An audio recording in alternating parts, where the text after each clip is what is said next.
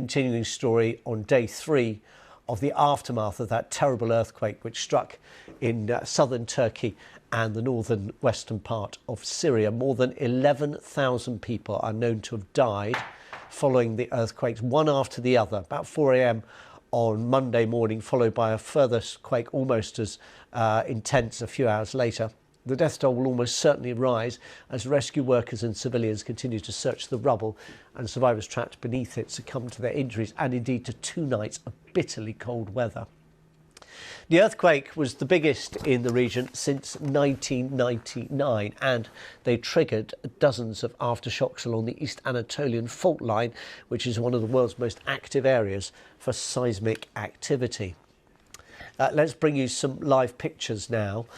These are from one of the affected cities. This is Gaziantep, which we hope to hear from a little later in the course of this hour from the various international rescue efforts that are taking place. We'll be speaking to some of those who have arrived from the UK in the last few hours in an attempt to try to find help and provide help and see exactly what is needed. One of the biggest problems, of course, is that it occurred in the early hours of the morning, which means most people were indoors, mostly asleep, which has contributed to the large number of casualties and fatalities. The other problem now, when it's getting increasing anger being expressed on social media and in interviews, is concerns about what happened to an earthquake tax. So-called earthquake tax was introduced after the 1999 quake, which had raised about £3.8 billion and was supposed to be spent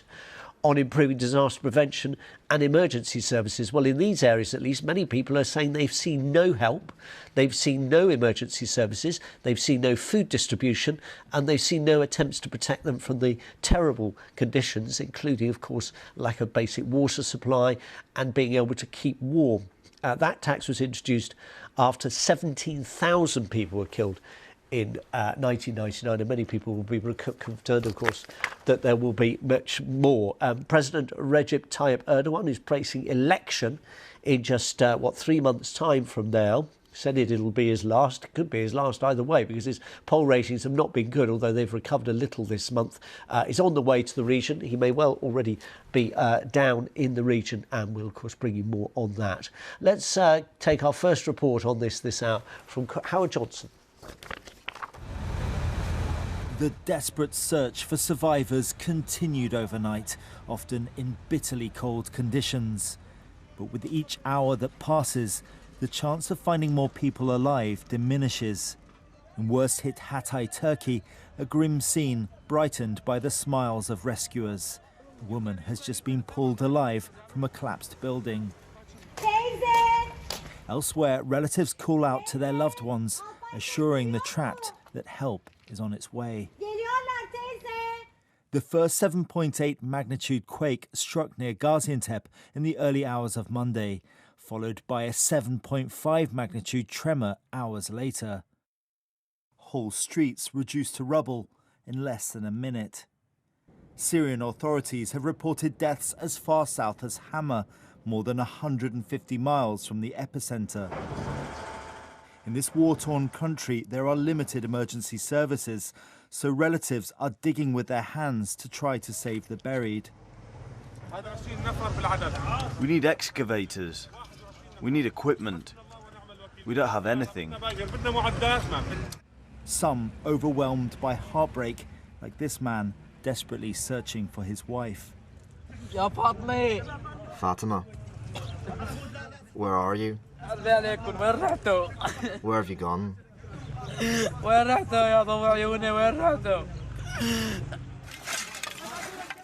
Rescuers in the country say there's still hope more people can be found.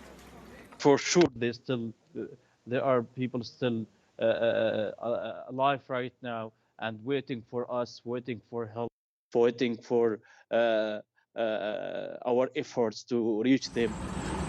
3 Britons are among the thousands missing, according to the Foreign Office.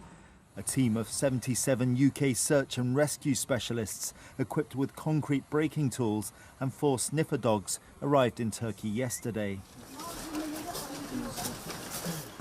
In the UK, community centres continue to gather donations to send to those in need.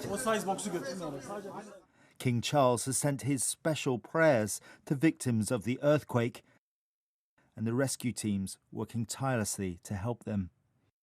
Howard Johnson, BBC News.